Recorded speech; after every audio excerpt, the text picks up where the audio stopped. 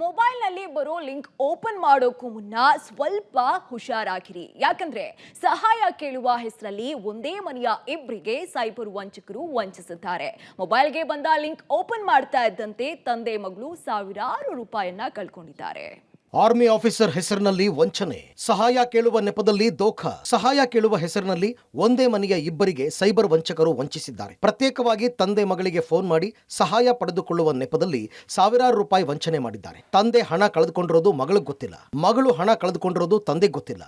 ಬಳಿಕ ತಂದೆ ವಂಚನೆ ಬಗ್ಗೆ ದೂರು ಕೊಡಲು ಮುಂದಾಗಿದ್ದಾಗ ಮಗಳಿಗೂ ವಂಚನೆ ಮಾಡಿರೋದು ತಿಳಿದು ಬಂದಿದೆ. ಸೈಬರ್ ವಂಚಕರು ಆರ್ಮಿ ಆಫೀಸರ್ ಹೆಸರಿನಲ್ಲಿ ಶ್ರೀಕಾಂತ್ ಎಂಬುವರಿಗೆ ವಿಡಿಯೋ ಕಾಲ್ ಮಾಡಿ ಮೊದಲು ಆರ್ಮಿ ಆಫೀಸರ್ ಅಂತ ಪರಿಚಯ ಮಾಡಿಕೊಂಡಿದ್ದಾರೆ. ನಮ್ಮ ಶಾಲೆಯಲ್ಲಿ 500ಕ್ಕೂ ಹೆಚ್ಚು ಮಕ್ಕಳು ಓದ್ತಾ ಇದ್ದಾರೆ, ಮಕ್ಕಳ ಫೀಸ್ಗೆ ಸಹಾಯ ಮಾಡಿ ಅಂತ ಕೇಳ್ಕೊಂಡಿದ್ದಾನೆ. ಮಕ್ಕಳ ವಿಚಾರ ಪ್ರಸ್ತಾಪ ಮಾಡಿ ಮನವಿ ಮಾಡಿಕೊಂಡಿದ್ದಕ್ಕೆ ಕೈಲಾದಷ್ಟು ಸಹಾಯ ಮಾಡೋದಾಗಿ ವೈದ್ಯೆಯ ಪತಿ ಶ್ರೀಕಾಂತ್ ಹೇಳಿದ್ರು. ಸಹಾಯ ಮಾಡಲು ಒಪ್ಪಿಕೊಂಡಾಗ ಒಂದು ಲಿಂಕ್ ಕಳಿಸ್ತೀನಿ, ಅದರ ಮೂಲಕ ಕಳುಹಿಸಿ ನೇರವಾಗಿ ಮಕ್ಕಳ ಅಕೌಂಟ್ಗೆ ಹಣ ಬರುತ್ತೆ ಅಂತ ವಂಚಕ ನಂಬಿಸಿದ್ದಾನೆ. ವಂಚಕ ಕಳಿಸಿದ ಒಂದು ಲಿಂಕ್ ಶ್ರೀಕಾಂತ್ ಓಪನ್ ಮಾಡಿದ್ದಾರೆ. ಲಿಂಕ್ ಓಪನ್ ಮಾಡ್ತಾ ಇದ್ದಂತೆ ಅಕೌಂಟ್ನಿಂದ ಹಣ ಕಟ್ ಆಗಿದೆ. ಅದೇ ರೀತಿ ಶ್ರೀಕಾಂತ್ ಮಗಳಿಗೂ ವಿಡಿಯೋ ಕಾಲ್ ಮಾಡಿ ವಂಚಿಸಿದ್ದಾನೆ. ಈ ಖದೀಮ ತಂದೆ ಮಗಳಿಂದ ಸುಮಾರು 80,000ದಷ್ಟು ಹಣವನ್ನ ವಂಚನೆ ಮಾಡಿದ್ದಾನೆ. ವಂಚಕನ ಬಲೆಗೆ ತಂದೆ ಮಗಳು ಬಿದ್ದು ಹಣ ಕಳೆದುಕೊಂಡ ಬಗ್ಗೆ ಮಹಾಲಕ್ಷ್ಮಿ ಲೇಔಟ್ ಪೊಲೀಸ್ ಸ್ಟೇಷನ್ ನಲ್ಲಿ ದೂರು ದಾಖಲಾಗಿದೆ. ಘಟನೆ ಸಂಬಂಧ ಪ್ರಕರಣ ದಾಖಲಿಸಿಕೊಂಡಿರುವ ಪೊಲೀಸರು ವಂಚಕನಿಗಾಗಿ ಹುಡುಕಾಟ ನಡೆಸ್ತಾ ಇದ್ದಾರೆ.